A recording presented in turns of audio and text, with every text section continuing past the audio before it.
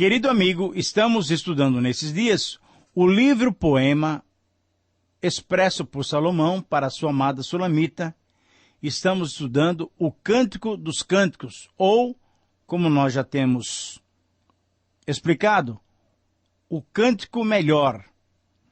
Nós vamos estudar hoje o capítulo 5, versículo 2, até o capítulo 6, versículo 3. Esta é a quarta etapa desse grande poema. É a quarta cena que vemos nesse poema. Depois da festa de casamento, depois das núpcias, o amado não se conteve de saudades e foi bater à porta da noiva. Ela já dormia a sono solto, mesmo que dissesse que o seu coração estava velando, estava vigiando. Normalmente, querido amigo, naqueles dias, depois da festa nupcial, os noivos estavam cansadíssimos. Era uma festa que podia demorar 7 dias. Então, ela já estava recolhida em seus aposentos e ele veio visitá-la, já coberto com o orvalho da noite.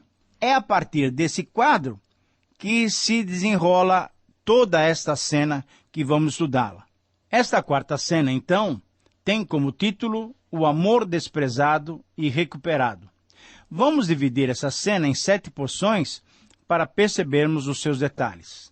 Em primeiro lugar, no verso 2, encontramos a Sulamita revelando a sua condição. Ela já estava deitada, pegando no sono.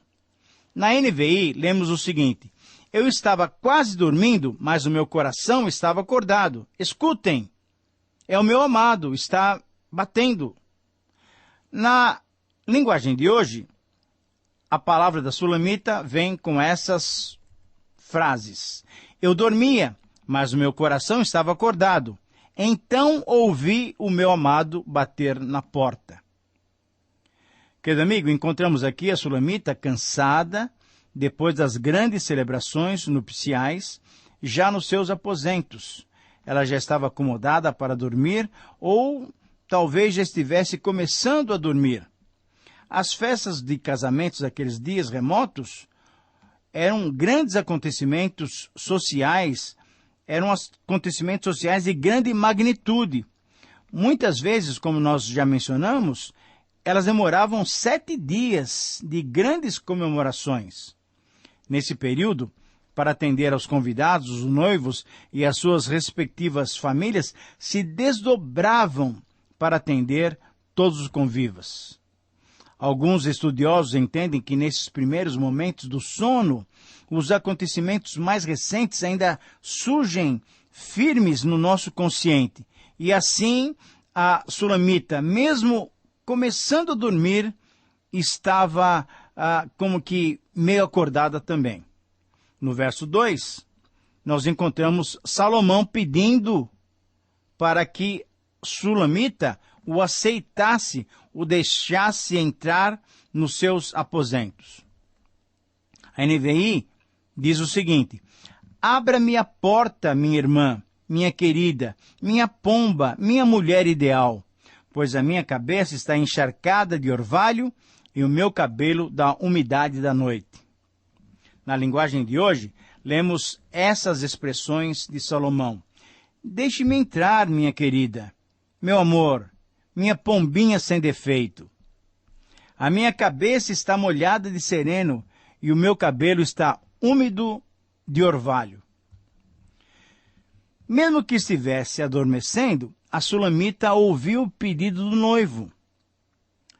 Ele queria entrar nos seus aposentos, cansado também que estava, e já estando molhado pelo orvalho da noite. O seu pedido, na verdade, era justo. Ele estava cansado e poderia adoecer com a umidade que tinha apanhado no sereno da noite.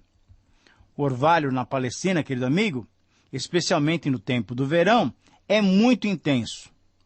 Os nativos aconselham os visitantes que, porventura, queiram dormir ao relento nos dias quentes, que tenham consigo uma boa cobertura, talvez uma capa de chuva, pois de tão intenso orvalho parece uma chuva miúda. Salomão, então, explica exatamente isso para sua amada e quer entrar nos seus aposentos. Você deve se lembrar que, diferentemente da nossa prática de hoje, muitos casais daqueles dias, viviam em aposentos separados. Não era nenhum tipo de problemas nos relacionamentos, mas era a prática comum daqueles dias. Em terceiro lugar, nos versos 3 a 8, encontramos a Sulamita atendendo a porta, mas já não encontrando o seu amado. A NVI descreve assim: já tirei a túnica, terei que vestir-me de novo? Já lavei os pés, terei que sujá-los de novo? O meu amado pôs a mão por uma abertura da tranca, o meu coração começou a palpitar por causa dele. Levantei-me para abrir-lhe a porta, minhas mãos destilavam mirra, os meus dedos vertiam mirra. Na maçaneta da tranca eu fui abrir, mas o meu amado se fora. O meu amado já havia partido. Quase desmaiei de tristeza. Procurei-o, mas não encontrei. Eu o chamei, mas ele não respondeu. As sentinelas me encontraram enquanto faziam a ronda da cidade e bateram-me, feriram-me e tomaram o meu manto, as sentinelas dos muros. Ó mulheres de Jerusalém, eu as faço jurar, se encontrarem o meu amado, que dirão a ele? Digam-lhe que estou doente de amor. Essas mesmas palavras da Sulamita, agora, na linguagem de hoje, tem essa versão. Eu já tirei a roupa, será que eu preciso me vestir de novo? Já lavei os pés, será que preciso sujá-los de novo? O meu amor passou a mão pela porta, pela abertura da porta, e o meu coração estremeceu. Eu já estava pronta para deixar o meu querido entrar, as minhas mãos estavam cheias, cobertas de mirra, e os meus dedos também, e eu segurava o trinco da porta. Então abri a porta para o meu amor, mas ele já tinha ido embora. Como eu queria ouvir a sua voz! Procurei-o, porém não o pude achar. Chamei-o, mas ele não respondeu. Os guardas que patrulhavam a cidade me encontraram, eles me bateram e me machucaram, e os guardas das muralhas da cidade me arrancaram a capa. Prometam, mulheres de Jerusalém, se vocês encontrarem o meu amado, digam que eu estou morrendo de amor. Querido amigo, nesta cena, enquanto a Sulamita pensava consigo mesmo se deveria abrir ou não a porta, se deveria vestir-se novamente, se deveria sujar novamente os pés, o seu amado foi embora. Nos preparativos para atender o convite do noivo, a noiva demorou demais e acabou tendo a triste decepção. Quando abriu a porta, já não havia mais ninguém. Talvez num gesto de delicadeza, talvez sem querer ser importuno, o noivo se retirou e a Sulamita então não o pôde atender. O texto continua e nos versos 6 e 7 ela relata que não encontrou o seu noivo, o seu amado, e enquanto procurava, ela foi agredida pelos sentinelas da cidade. Aqueles que deveriam proteger foram os causadores da insegurança da Sulamita. Agora, pergunta-se por que ela foi agredida. Talvez tenha sido agredida porque não parava de andar pela noite gritando pelo seu amado. Imaginem uma moça desesperada gritando pelo seu noivo, até que a Sulamita se dirige então ao coral, às mulheres de Jerusalém, e como tinha feito em 2:7 e 3:5, ela pede ajuda para encontrar o seu amor. E já dá uma mensagem para que elas transmitam a Salomão quando o encontrarem. Diga-lhe que estou morrendo de amores. Em quarto lugar, nesta cena, no verso 9, encontramos o coral respondendo a Sulamita e fazendo-lhe uma pergunta muito objetiva. Por que o seu amado era melhor que os outros? Vamos ler então a palavra de Deus. Na tradução NVI, temos a seguinte frase: que diferença há entre o seu amado e outro qualquer? Ó você, das mulheres a mais linda. Que diferença há entre o seu amado e outro qualquer para você nos obrigar a tal promessa? E na linguagem de hoje, o coral Responde e pergunta a Sulamita. Você, a mais bela das mulheres, responda. Será que o seu amado é melhor que os outros? O que é que ele tem de tão maravilhoso para fazermos essa promessa a você? Ora, querido amigo, a pergunta que o coral faz é pertinente. O que esse querido da Sulamita, o que esse amado da Sulamita tem a mais que os outros queridos das outras mulheres? Por que tanto empenho em achar esse amado? Ela, que era a mais bela das mulheres, por que estaria assim tão interessada por aquele a quem devotara o amor? Independente do mérito da pergunta, o que se percebe aqui é que o poeta levanta essa questão para poder respondê-la nas palavras da Sulamita, nesse próximo ponto, onde então ela vai responder ao coral, descrevendo o seu amado, mostrando por que ela o considera melhor que os outros. Ela tem uma razão, e essa razão agora nós veremos nesse quinto momento dessa quarta cena. Então, nos versos 10 a 16, encontramos a Sulamita descrevendo o seu amado em resposta à pergunta que o coral lhe tinha feito. Na NVI, o versículo 10 a 16 diz assim: O meu amado tem a pele bronzeada. Ele se destaca entre 10.000. A sua cabeça é como ouro, o ouro mais puro. Seus cabelos ondulam ao vento como ramos de palmeira. São negros como corvo. Seus olhos são como pombas junto aos regatos de água, lavados em leite, incrustados como joias. Suas faces são como um jardim de especiarias que exalam perfume. Seus lábios são como lírios que destilam mirra.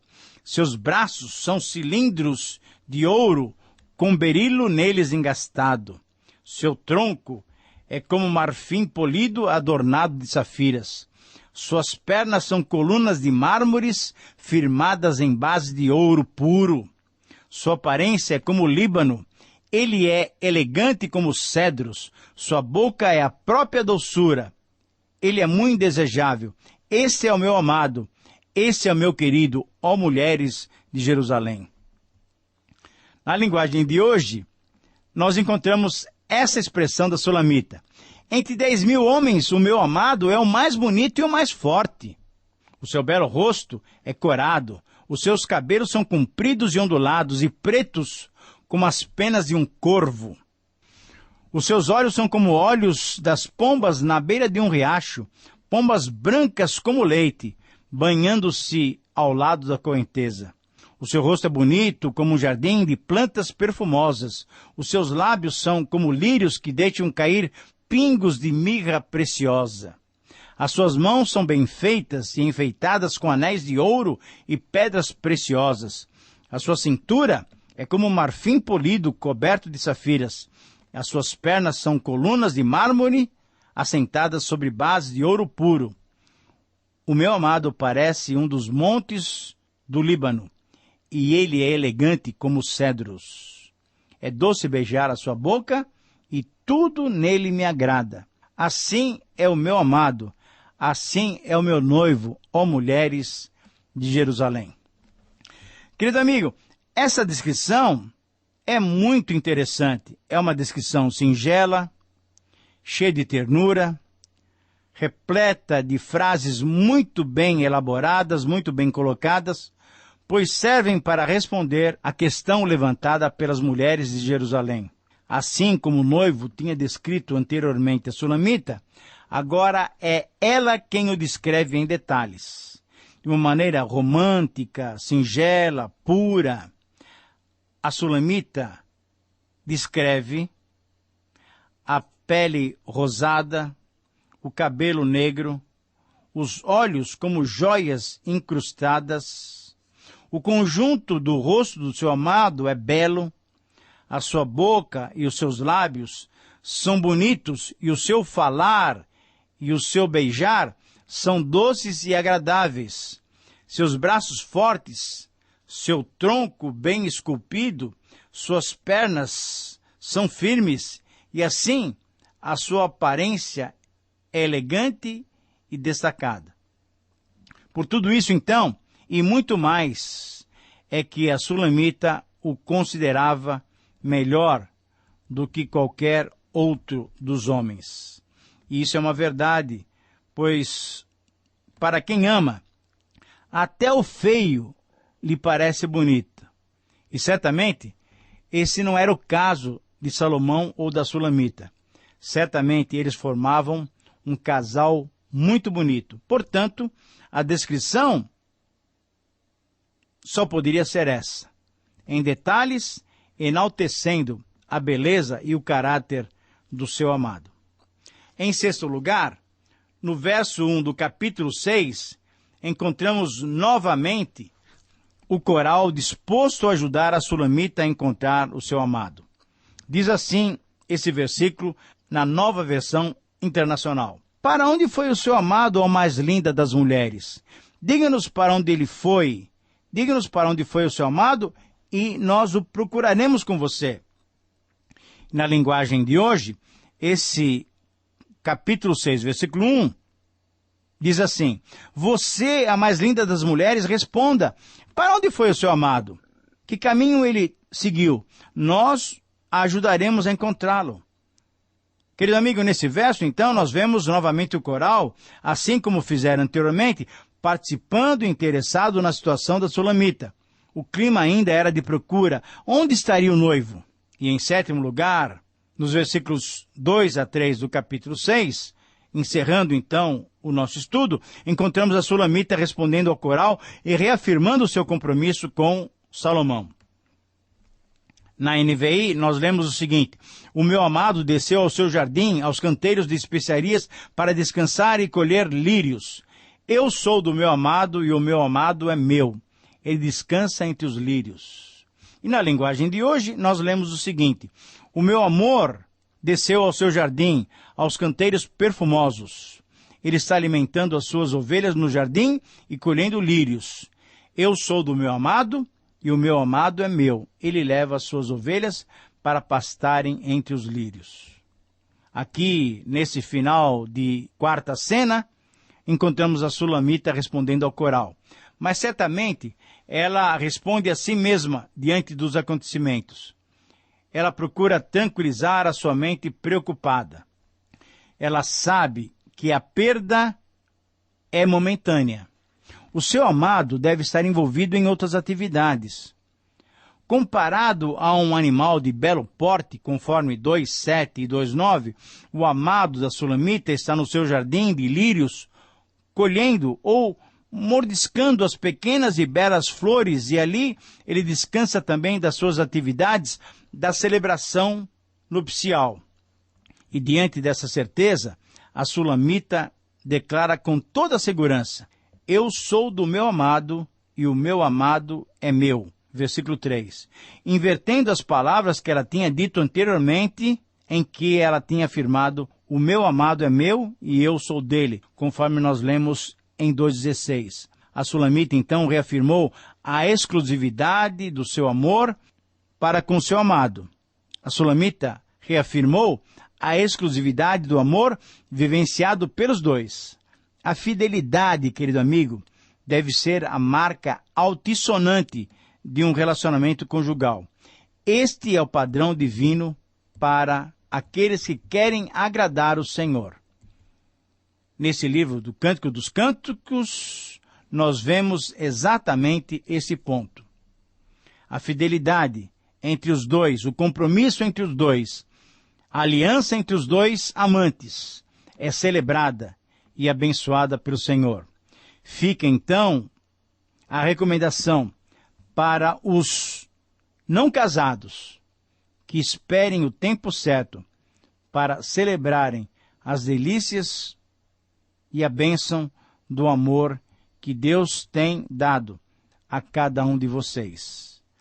Querido amigo, mais uma vez, eu oro para que você tenha no seu relacionamento com a sua esposa, você que é casado, um clima de amor, de romance, e que a rotina não faça parte do seu dia a dia, mas que vocês possam se amar com a bênção do Senhor. Um grande abraço, que Deus lhes abençoe e até o próximo programa.